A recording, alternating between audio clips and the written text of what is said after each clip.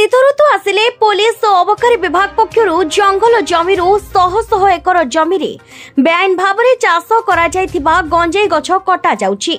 हेले मोहना ब्लॉक रु गंजेई चोराचालान थमिबार ना धरुनी। दिवालोकरे पुलिस आखिरे धूली देई शह शह टन गंजेई राज्य और राज्य बाहर को अन्यायरे चोराचालान हेउछि।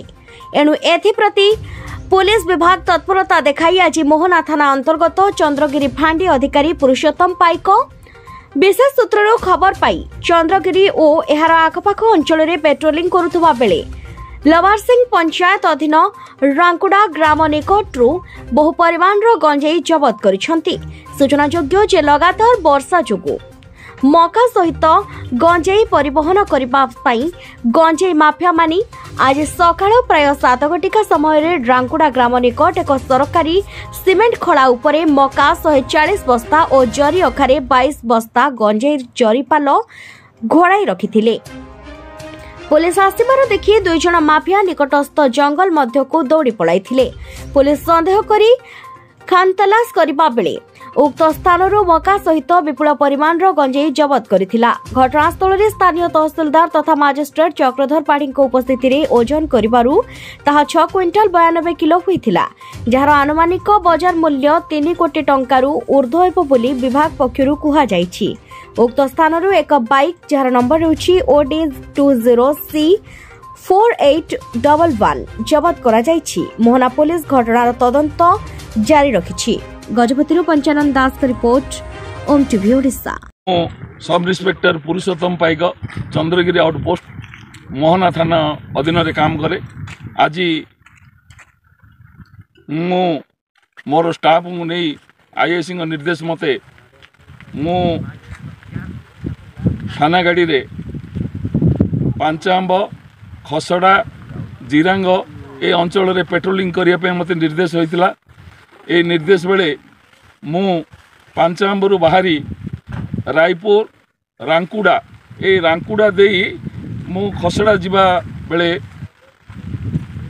मु देखिली ये होची देखंतु ये होची रांकुड़ा विलेज एपटे रहला रांकुड़ा विलेज।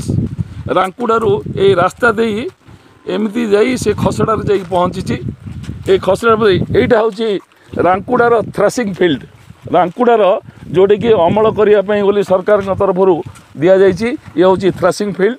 ए थ्रेसिंग फील्ड रे मु देखिली एटी किछि गोटे लोक एटी अच्छी देखु मका बस्ता प्लस ये सब मका बस्ता सब रही। ए मका बस्ता को जड़े घुड़ाघुड़ी करुड़ी कला बेले आमे ताको पचारू सी आम गाड़ी देखी किछि दूर रे सी अतर्कित भाव धाइबा आरंभ कला पर आमे संदेह कलु कहीं धाइला से लोकटी।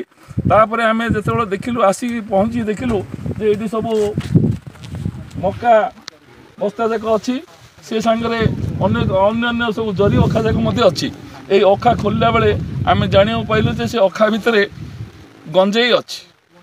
एणु मु तुरंत ए विषय मोर आईएसी को जनइली जेहेतु इटा एनडीपीएस एक्ट आसुची तेणु मु आम आईएसी को जनई मु गोटे स्वतंत्र भाव मोर जड़े स्टाफ को कनेस्टेबल को गणेश बेहरा पठेली पठे रिक्वेशन दे मु मजिस्ट्रेट सार को आने आईएसी को अनुरोध कली। तापर किछि समय पर वर्तमान आम गहन रे आसी आमर मजिस्ट्रेट सार वर्तमान तहसीलदार मोहना सार वर्तमान आसी आम गहन रे पहुंचती। वर्तमान से आईन अनुपात वर्तमान ये जो गंजा case NDPS case search and seizure समय वर्तमान मोर स्टाफ ये समस्ते अच्छा।